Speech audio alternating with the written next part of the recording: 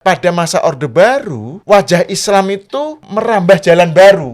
Bentuknya bermacam-macam dan semuanya moderat, Bang. Tidak mempersoalkan keindonesiaan, tetapi keindonesiaannya seperti apa? Per hari ini, praktis partai-partai politik Islam belum bisa menjadi imam dalam konteks percaturan demokrasi di Indonesia. Ya. Hampir semuanya adalah makmum yang baik, dan hampir semuanya hanya menunggu di lobi, ataupun kalaupun melobi ya sifatnya menjadi bagian dari pengikut jamaah dalam konteks koalisi dan lain sebagainya. Pancasila itu kan udah ibaratnya makanan udah kita kunyah. Kenapa masih dipersoalkan halal haramnya gitu loh?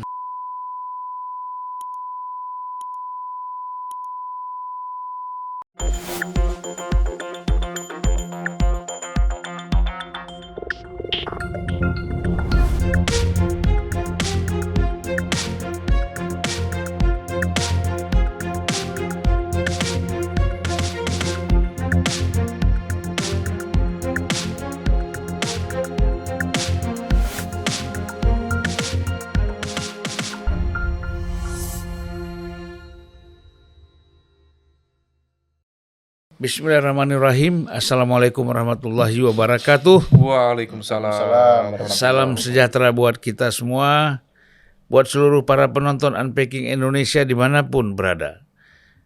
Kembali kita berdialog, bercengkrama sebenarnya. Bercengkrama sambil bergurau ya. Karena yang serius kan di MK, kalau kita di sini kan biasa. Tapi kalau terkait topiknya bernostalgia juga, karena kita membicarakan partai Islam kan? Partai Islam. Kita akan bicarakan bagaimana nasib partai Islam ini. Ya, jadi saya bacakan sedikit, Mas. Ini ada sedikit risalahnya saja ya. Pada pemilu tahun 55 itu, Masyumi itu kan mendapatkan suara 20,92%. Kemudian NU 18,41%. Kemudian Perti 1,28%. Jadi kalau kita jumlahkan, Partai Islam itu mendapat 40,61%. Ada lagi mungkin yang kecil-kecil, ada Syarikat Islam kan nggak ikut kan? Iya, total di 55 43,5%. 43 ya? Iya. Benar. Jadi kalau kita lihat di sini, artinya tidak pernah mencapai 50%. Iya. Dan itu standar tertingginya, Bang. Ya. Dan kita lihat, kita kan kalau kita bicara partai Islam itu kita nggak usah masuk di Orde Baru. Itu kan pemilunya kan bisa diatur-atur semua. Ya kan? Udah dibagi-bagi lah, partai Islam sekian, P3 sekian, PDI sekian. Kalau ya. sekarang? Nah kalau sekarang kan katanya yang 2024 diatur-atur juga. Jawabnya hati-hati banget. Tapi kan kita mau bicara tahun 99 nih. Iya. Ya kan? Yang boleh dibilang tidak diatur-atur nih. Iya. 99 ya. Jadi tahun 99 Partai Islam itu juga malah lebih kecil dapatnya, 34,68%. Iya. Ada yang 0,6%, ada yang 1% ya kan. Yang paling besar kan hanya PKB, P3 dan PKS. Bukan, PKS kecil. PAN. Ya, PKS itu melampaui PAN 2004. Iya. Itu koktel efeknya si SBY ya. Iya. Karena dukung SBY dulu. Nah, jadi kalau PBB berapa ya? 99. PBB 1,2 sekian. Makanya dia ada praksi sendiri. Oh iya. Nah, Tetap gabungan enggak. dengan Bintang Reformasi? Enggak, sendiri dia. Oh, oke. PBB itu praksi sendiri karena kan ketuanya Ahmad Sumargono, Oh iya. sekretarisnya Hamdan Zulfa. Oh iya. Iya. Saya ingat itu. Ya kan? Nah, yang gabung-gabung tuh kecil-kecil lagi, ada NU apa semacam, ya kan? Syarikat Islam, partai-partai kecil itu. Nah, jadi kalau kita lihat di sini pada tahun 2004 juga 38,35%. Sedikit meningkat. Menurun, Mas. Di 99 itu kalau tadi Bang Zulfa menyampaikan 34% ya. Kalau di data saya 38. 36,7%. 38, Mas. Kalau iya betul, yang 2004, nah itu di angka 38,3% dengan perolehan suara 43.434.000 Iya. suara. Total 209 dua. 2009 kok. Oh, 2009 justru mengalami penurunan signifikan. Signifikan ya. Jatuh di angka 29,2% dengan perolehan suara. Dari yang 2004 itu mendapatkan 43 juta, 4, itu di 2009 anjlok menjadi 30 juta. Iya. Dan salah satunya ini adalah impact dari konflik luar biasa di internal PKB dulu.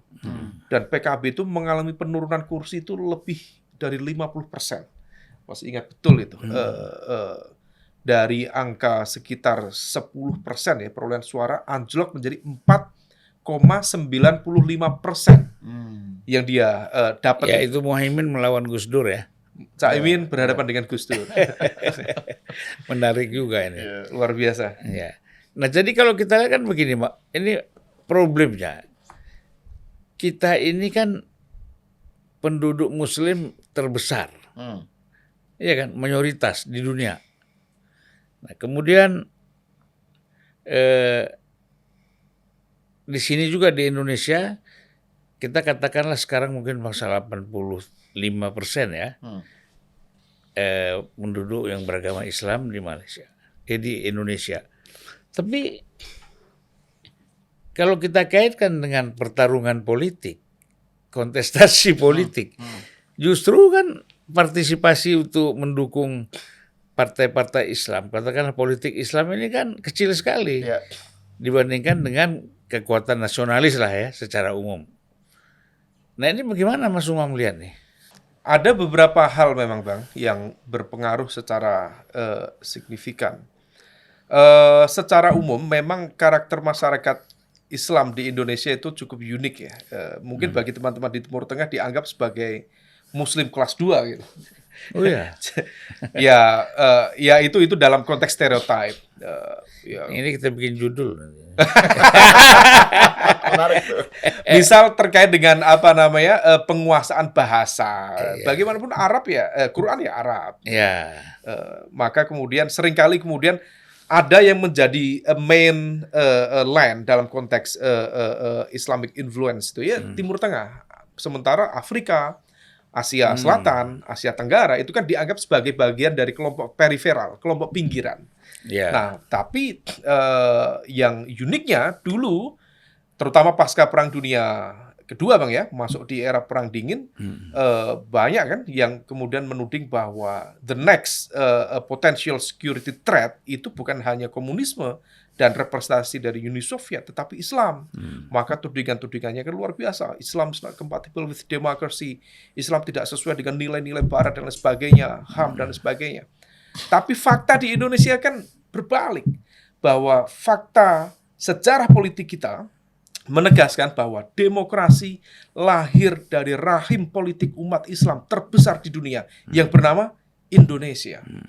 Terlepas dari kualitasnya seperti apa, tetapi bahwa fakta kita menjalankan sistem demokrasi dan itu menjadi sebuah wadah untuk menggabungkan berbagai elemen kekuatan yang cukup beragam, itu menjadi sebuah prestasi capaian. Nah, adapun kemudian tadi kaitannya dengan dianggapan ya kelompok periferal, kelompok pinggiran. Karakter itulah yang kemudian salah satunya misalnya disampaikan oleh almarhum Pak Clifford Geertz misalnya. Memang karakter kita itu karena bagian dari kelompok periferal itu ada elemen sebagian besar yang itu memang mengabsorb nilai-nilai keislaman secara holistik, tetapi segmen yang lain yang mereka menerima itu sebagai sebuah konsep the living values, Islam sebagai nilai-nilai yang hidup dalam keseharian masyarakat, tetapi merasa tidak menjadi bagian dari sesuatu yang holistik itu. Itu maka kemudian konsep trikotomi itu dilahirkan oleh Clifford Geertz dalam Religion of Java itu yang hasil penelitian di Mojokerto, ternyata di Kediri, di Pare, tempatnya mahasiswa yang nggak punya duit kursus bahasa Inggris itu kan. Oke lah, 1 santri, 2 priayi, 3 abangan. Priayi ini dianggap sebagai anomali, maka kritikan terhadap entitas priayi udah dibuang aja, karena ini stratifikasi sosial, bukan konteks orientasi keagamaan. Maka tertinggal hanya 2, yaitu santri dan abangan. Nah, kekuatan dua ini mewarnai hampir semua sejarah politik Indonesia. Ada selalu segmen kekuatan abangan, ada selalu segmen Islam, segmen santri. Meskipun dalam konteks situasi saat ini, santri sendiri, entitas ini bukan tunggal. Ada yang kategori sangat kanan konservatif, ada yang relatif moderat, ada yang barangkali agak ke kiri-kirian misalnya. Nah, terlepas dari itu, tapi Itu bahwa masa hal. ini Hadratus Syekh Semangka katanya itu. Islam semangka. Semangka. luarnya Dalamnya merah. hijau, dalamnya merah. Nah, akhirnya kemudian terus berkembang bahwa dalam konteks penerimaan konteks politik Islam, akhirnya kemudian memiliki atau mengalami proses transformasi yang sangat beragam. Kalau doktrin oke lah, semua doktrin kita percaya bahwa asiyasah huwa juz'un min ajza'i syari'ati wa far'un min furu'iha. Itu sudah konsep dasar itu. Tapi dalam konteks implementasinya, ya masing-masing punya penafsiran yang cukup beragam. Nah, akhirnya terus berkembang, partai politik Islam muncul, partai kekuatan nasionalis yang tidak menegasikan karakter keislaman juga terus berkembang. Dan dalam proses, langsung masuk ke pertanyaan Bang Zulfan, mengapa kemudian perkembangan politik Islam tidak begitu signifikan? Selain tadi, satu faktor yang sifatnya fundamental tadi, ada kecenderungan partai-partai politik Islam di Indonesia itu tidak mampu mentransformasi platform-platform, visi, misi, karakter yang lebih menunjukkan karakter keislaman ke dalam konteks kebijakan publik yang memang nyambung dengan masyarakat. Ya. Nah, kalau misal kemudian konteks politik Islam hanya dimaknai dengan memperbanyak acara-acara istighosah, kemudian tahlilan, kemudian dalam konteks tablik dalam skala besar, bukan itu. Demokrasi itu dihadirkan untuk mewujudkan good governance, tata kelola pemerintahan yang baik, yang transparan, akuntabel. Kalau misal good governance ada, maka lahirlah public delivery service yang bisa dirasakan masyarakat.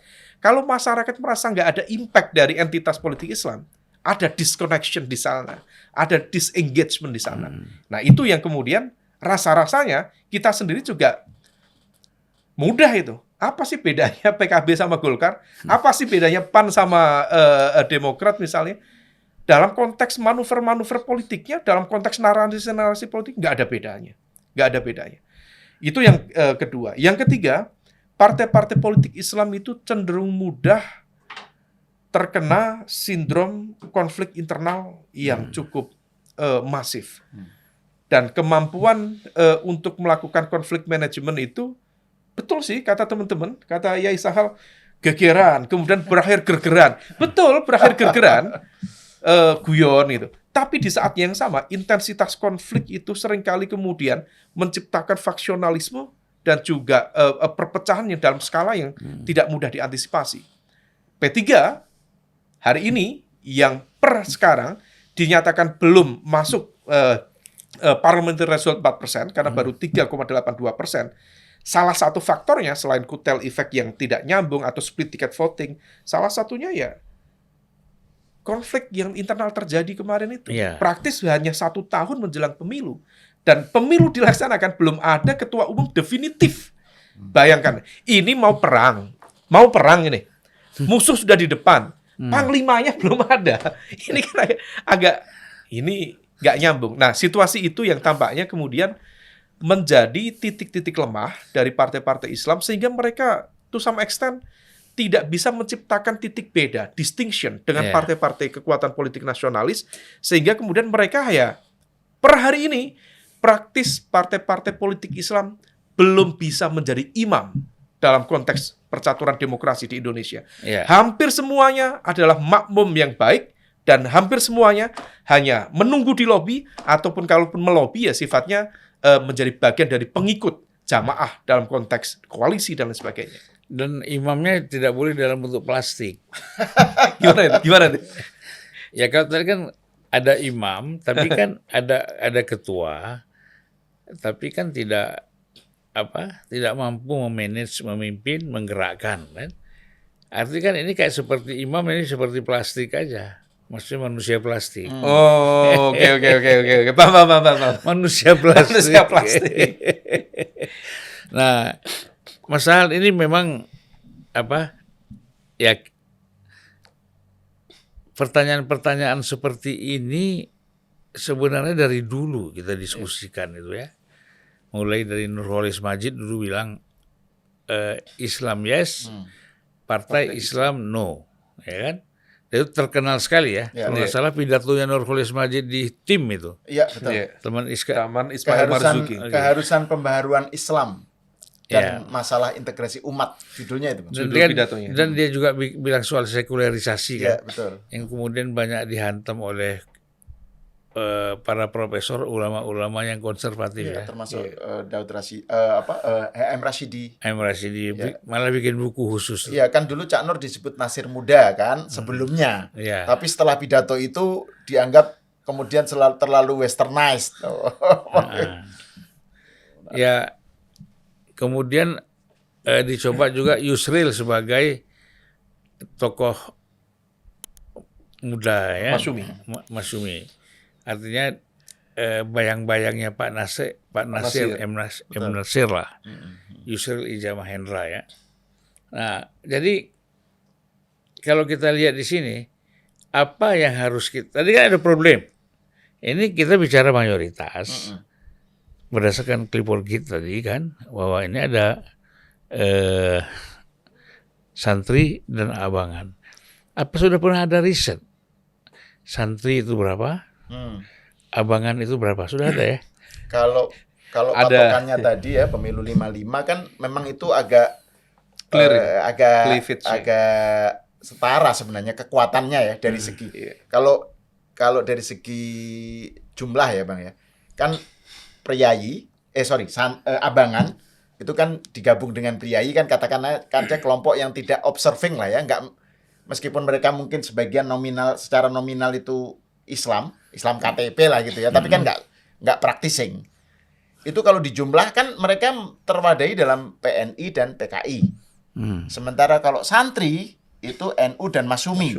Karena pengertian santri di sini dalam konsepnya Clifford Gates kan tidak merujuk pada semata-mata yang mesantren.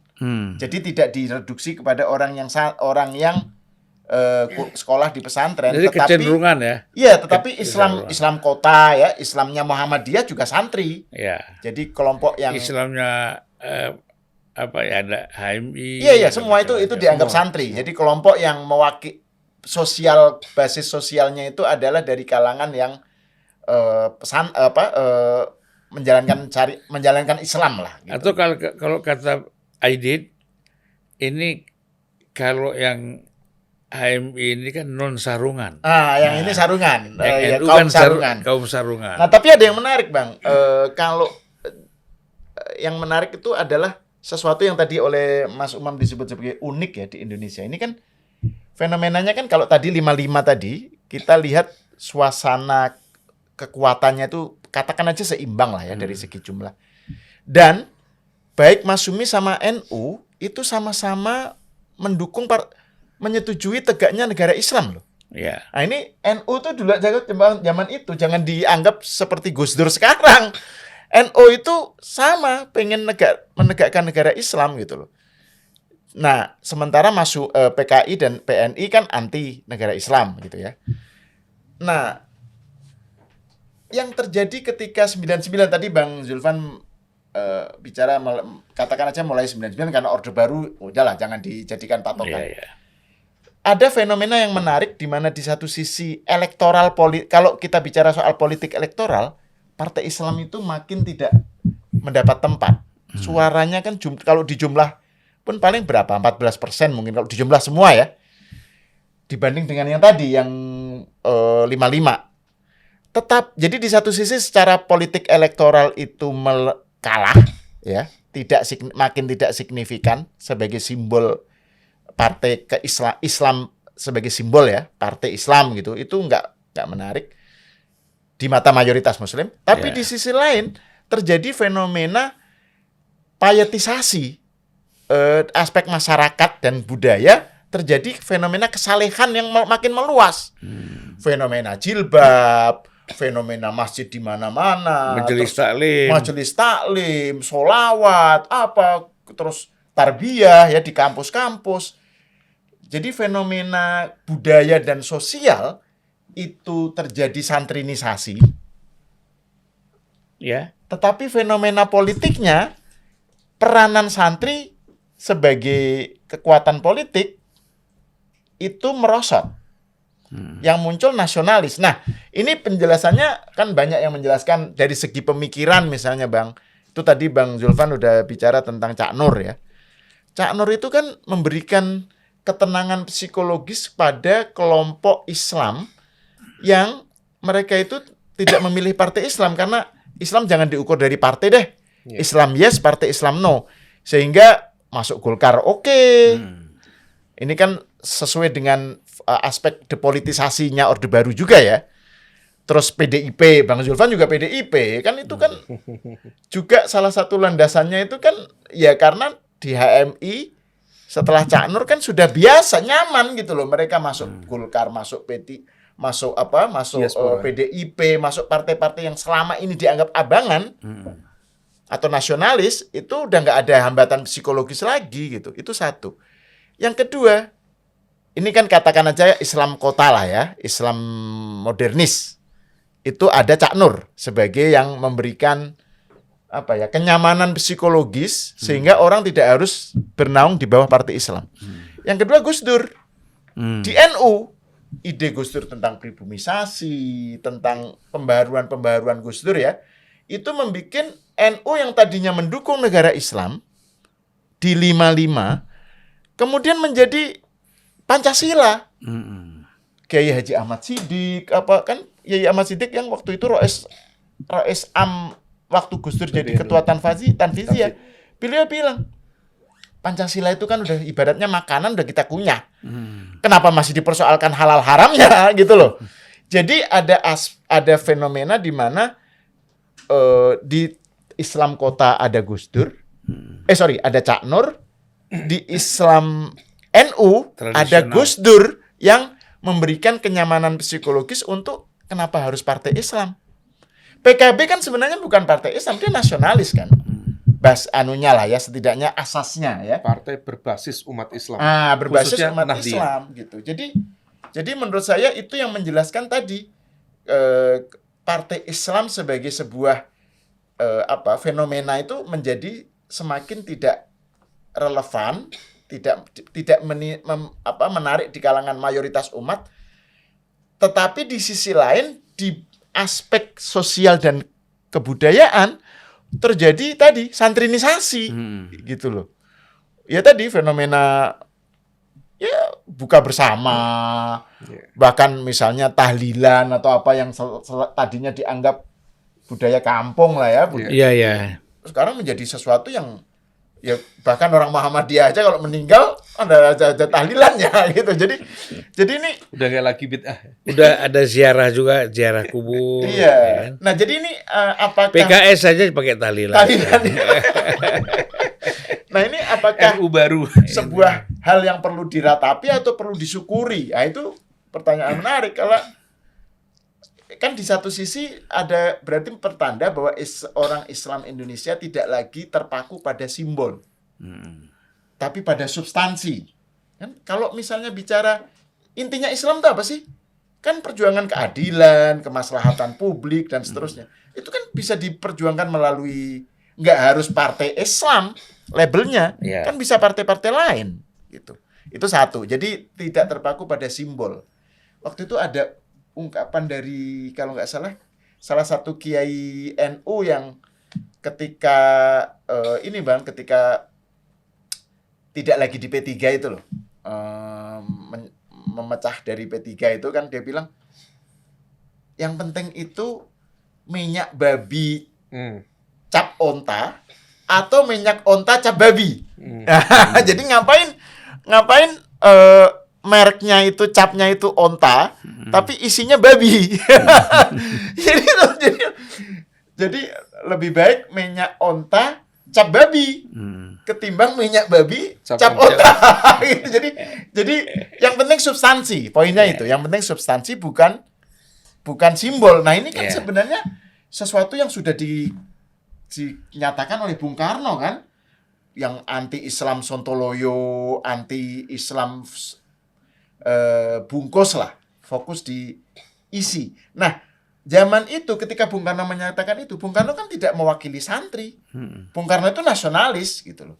Nah, tetapi dengan adanya tadi Cak Nur, Gus Dur, apa itu, perhatian orang Islam itu lebih ke substansi. Jadi udah kayak Bung Karno. Jadi nasionalisme itu mendapatkan pendasaran argumen keislamannya.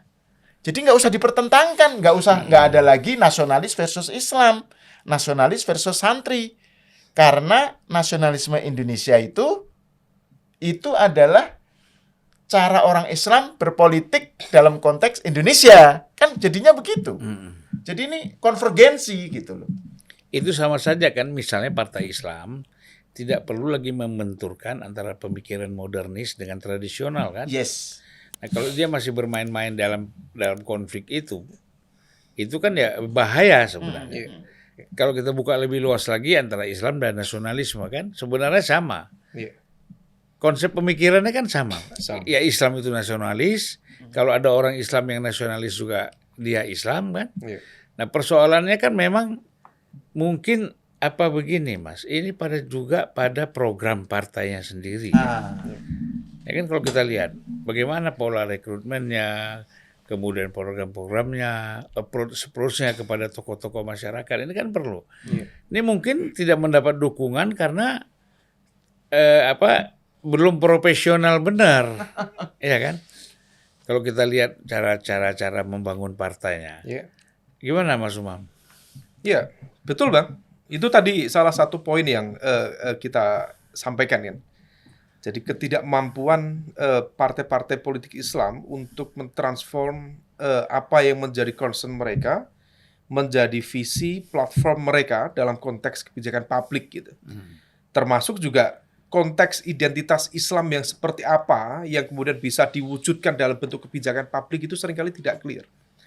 Nah, termasuk semua itu, termasuk dalam proses rekrutmen dan sebagainya. Nah, maka di level ini memang ya salah satu yang menjadi evaluasi yang sangat serius memang di aspek-aspek itu. Kalau misal itu tidak dibenahi, maka tidak ada distinction atau perbedaan secara mendasar antara partai Islam dengan partai nasionalis secara umum. Dan argumennya ya Islam ada di mana-mana, baik yang di partai Islam maupun di partai yang berkarakter bukan konteks identitas keislaman, termasuk dari partai-partai nasionalis. Dan ditambah lagi, agresivitas dari kelompok kekuatan partai nasionalis sendiri juga sangat open terhadap pola rekrutmen terhadap teman-teman dari segmen Islam. Sudah jamak ya, kita melihat Golkar masuk di pesantren, Gerindra juga masuk di pesantren. Itu kalau misal kita cek, kita bedah itu Jawa Timur, itu pengurusnya Gerindra, itu banyak itu yang dari alumni-alumni PKB bekas dari konflik sebelumnya. Artinya itu jaringan-jaringan pesantren, wilayah sebagian Banyuwangi ya, Mas kemudian Umam Pasuruan dan mau sebagainya. mengatakan wajar kalau Prabowo menang itu. Gak enak sama Cak Imin. Ya, artinya memang tidak ada satu garis pembeda yang signifikan, sehingga ketika ini seperti balon ya, fenomena balon. Jadi ya segmennya sebegitu aja. Nah, kalau misal kemudian ada penambahan di segmen lain, itu biasanya ada yang mengembis. Jadi kalau balon kita pencet di sini, itu akan gelembung yang di sini. Nah, seringkali begitu. Nah, misal sekarang PKB mengalami penambahan sedikit, lumayan lah PKB mengalami penambahan kemudian. Tapi di sisi yang lain ada juga yang menjadi korban. Salah satu P3 misalnya. Karena memang segmennya tidak mengalami ekspansi yang cukup signifikan, dan ketidakmampuan untuk melakukan ekspansi salah satunya tadi faktor ketidakmampuan dari partai-partai politik Islam untuk mentransform apa yang menjadi concern mereka, tagline mereka, basis narasi mereka keislaman itu, apa sih yang membedakan antara politik nasionalis dengan konteks fikih siasah yang mereka pahami selama ini itu apa? Ya kan kembalinya kan titik temunya sama, konsep keadilan tadi Yaisal nyampaikan, al-adalah, dan lain sebagainya gitu ya, konteks toleransi dan sebagainya. Tapi dalam konteks kebijakan publik praktis tidak ada beda. Kalau misal itu terus dijaga, wajar kalau misal kemudian terjadi migrasi pemilih, karena toh juga segmennya sama, ketika Demokrat membuka diri, Golkar membuka diri, Gerindra membuka diri, bahkan level PDIP yang selama ini dalam konteks sejarahnya, dia adalah gabungan dari partai-partai teman-teman Kristiani, baik dari Katolik, dari Protestan, ternyata juga sekarang memiliki misalnya Baitul Muslimin misalnya. Nah, artinya bahwa ada perebutan segmen pemilih dan itu adalah pasar bebas. Dan ketika kemudian dalam konteks pemilu sudah tidak ada lagi pertarungan ideologis, praktis sekarang udah nggak ada ideologis. Nggak ada lagi. Dan lebih kuat pada level transaksional, maka semua ini menjadi tidak relevan. Sehingga kemudian karakter dan identitas partai Islam praktis hanya sekedar mitos, hanya sekedar nama.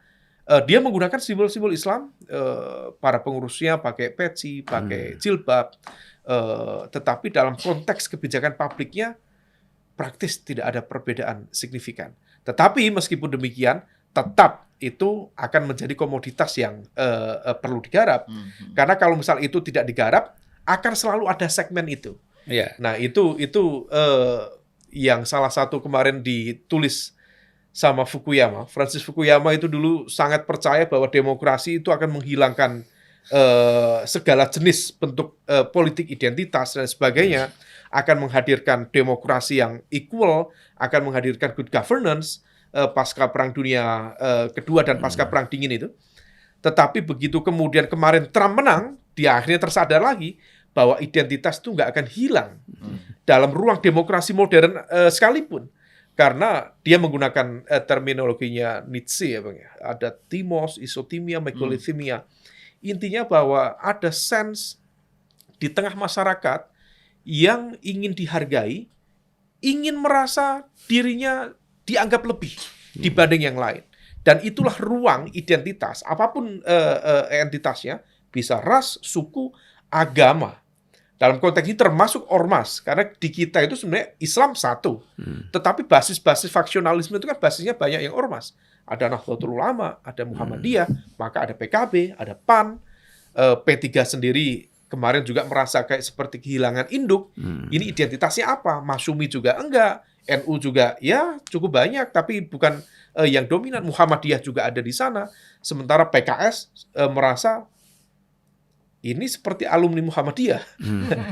Karena banyak memang pengurusnya dari jaringan Muhammadiyah yang ini sepertinya lebih kanan konservatif dibanding teman-teman Muhammadiyah yang sekarang, yang jauh lebih moderat, jauh lebih terbuka pemikirannya. Jadi inilah situasi yang membuat dinamika politik Islam di Indonesia tidak mengalami satu titik kulminasi yang semakin kuat dibanding dengan Malaysia misalnya. Tetapi mengalami proses pencairan, meskipun di saat yang sama itu menjadi kabar baik bahwa tidak ada satu segregasi dan juga benturan dalam konteks ideologis yang signifikan, meskipun tetap memberikan ruang apa relevansinya partai politik Islam bagi umat Islam di Indonesia. Ya, Mas Sahal, apa ada pengaruhnya begini ya? Kelompok-kelompok yang memang kita katakanlah moderat ya, Islam moderat, kemudian ya mungkin mereka ini orang-orang yang juga menjalankan syariat ya, cuman pemikiran politiknya kan moderat, tetapi muncul misalnya organisasi-organisasi seperti FPI. Ya, itu menarik. Saya mau Satu lagi apa tadi? HTI. Hizbut Tahrir. Gerakan-gerakan Islam yang dianggap ini agak radikal. Nah, ini apa membuat mereka semakin yang moderat ini semakin berpikir loh. Kok lain ini dengan yang kita pelajari? Kok lain yang dengan kita pikir ini? Ya. Nah, ini gimana nih? Ada pengaruhnya nggak? Iya, itu menarik tuh Bang. Poin soal fenomena FPI HTI itu kan banyak pengamat Islam Indonesia ya, peneliti Islam Indonesia itu tentang Islam Indonesia membicarakan mengenai fenomena transnasionalisme. Trans-Islamism. Jadi Islam transnasional. Jadi gejala yang menjadi menjadi tanda dari setelah reformasi lah ya, fenomena pengaruh Ikhwanul Muslimin ke Indonesia gitu ya. Kemudian fenomena Hizbut Tahrir di Indonesia, terus kemudian fenomena Salafi. Ya, ini kan disebutnya itu Islam transnasional istilahnya. Nah, ini fenomena yang terjadi setelah reformasi. Nah, tapi yang menarik, Bang, tadi kan kita agak men-skip Orde Baru ya. Iya. Seakan-akan Orde Baru itu pemilunya kan ya kita anggap udahlah itu udah Manipulated. pemilu yang satu dengan pemilu yang lain nggak ada bedanya karena Soeharto tetap yang menjadi ininya gitu, perekayasanya. Tetapi ada blessing in disguise bagi kelompok Islam, masyarakat Islam. Ada rahmat terselubung. Jadi di satu sisi Orde Baru, ini saya mengacu kepada bukunya Fahri Ali dan Bahtiar Effendi, Merambah Jalan Baru Islam. Ini menarik karena Fahri Ali dan Bahtiar Effendi di dalam buku itu melihat bahwa Orde Baru dengan pembangunanismenya di satu sisi kan waktu awal-awal itu menganggap kaum Islam ini kontribusinya mana nih? Mereka tuh sibuk dengan soal-soal tadi itu negara Islam apa, tapi Orde Baru ini kan kita kan udah nggak ideologi ininya, kita kan pembangunan gitu. Nah, ini kemudian menjadi tantangan buat kaum Islam yang terdidik untuk melakukan reformulasi tentang Islam. Makanya muncul Cak Nur, muncul pemikiran-pemikiran yang lebih ke Islam dengan kemodernan dan keindonesiaan itu nggak perlu ditabrakkan gitu. Nah, tetapi kan tadi yang sebut blessing in disguise itu ternyata setelah Cak Nur itu ada fenomena wajah Islam itu betul-betul berubah gitu, bukan karena diniatkan oleh Soeharto, tetapi karena ini ada dinamikanya sendiri. Anak-anak pembangunan ini, anak-anak hasil developmentalism ini memunculkan, ada yang mengkritik developmentalism, misalnya kelompok Islam kiri ya atau transformatif lah. Pak Dawam Raharjo, Adi Sasono, itu kan kelompok Islam yang lebih menekankan keadilan sosial. Terus ada yang lebih universalisme, kemanusiaan gitu, kayak Buya Syafi'i Ma'arif. Terus ada yang lebih kayak Jalaluddin Rahmat gitu. Jadi intinya adalah bahwa pada masa Orde Baru wajah Islam itu merambah jalan baru. Dan bentuknya bermacam-macam dan semuanya moderat, Bang. Semuanya moderat. Tidak mempersoalkan keindonesiaan, tetapi keindonesiaannya seperti apa. Itu yang mereka berbeda pendapat. Gitu. Mereka menerima semua keindonesiaan. Nah, tetapi setelah reformasi, muncul tadi fenomena Trans-Islamisme, Islam transnasional, yang mereka mempertanyakan legitimasi Indonesia itu sendiri. Mempertanyakan legitimasi demokrasi itu sendiri. Demokrasi itu haram. Pancasila itu togut. Nah, itu kan fenomena khilafah adalah solusi, gitu kan? Terus misalnya kayak gitu-gitu, fenomena Salafi yang menganggap bahwa ya ini sistem barat, kafir, dan seterusnya. Nah, ini fenomena-fenomena ini menjadi tren di tahun 2000-an ke atas ya. Dan ini juga turut memperlemah tadi partai Islam yang tadi itu yang programnya nggak jelas, hanya berdasarkan simbol saja. Tetapi di sisi lain memunculkan, di satu sisi ada harokah ya, gerakan. Jadi mereka giroh keislamannya itu kuat. Islam tuh harus ya'lu wala yu'la alaih gitu. Ya, Islam itu unggul dan nggak ada yang boleh mengunggulinya gitu. Melalui gerakan, mereka bukan melalui partai, tetapi ada yang melalui partai, PKS. PKS ini kan fenomena yang betul-betul pengaruh Islam transnasional, fenomena ini kan copy paste dari Ikhwanul Muslimin gitu loh. Insya Allah kita bahas agak lebih dalam ya. Mungkin ini memang bentuknya seperti semi riset lah. Kenapa sih? Misalnya kan sekarang kita lihat PKS cukup tinggi, naik lah ya, bertambah. Tapi PAN juga bertambah, PKB juga bertambah gitu loh. Nah, ini suara mana yang diambil kan? Ah. Bisa jadi suara P3 yang diambil. Kawan makan kawan juga ini. Jeruk makan jeruk ini. Nah, tapi terakhir Bang, saya tuh sebenarnya tertarik pengen dengerin ceritanya Bang Zulfan itu. Jadi kan Bang Zulfan ini ketua PPHMI di masa ketika giroh keislaman tahun 80-an apa itu kan giroh dari kalangan Islam politik ya untuk melawan kezoliman Orde Baru. Meskipun mereka ini kan rata-rata dianggap ekstrim kanan, jadi underground kan. Media dakwah apa gitu kan masih kuat tuh anak didiknya Pak Natsir lah gitu. Nah, Bang Zulfan ini ketua PPHMI terus kemudian memilih PDIP sebagai partainya gitu ya. Itu waktu itu gimana respon kalangan Islam politik lah atau kalangan ya saya pasti dianggap murtad. Makanya, saya pengen denger ceritanya itu kan itu menarik. Saya kan dekat dengan Mas Dahlan Lanuhiharjo. Beliau kan memang termasuk salah satu murid Bung Karno. Oke. Saya sering diskusi sama Pak Dahlan, ya automatically pemikiran saya itu nasionalis. Nah, itu sebenarnya.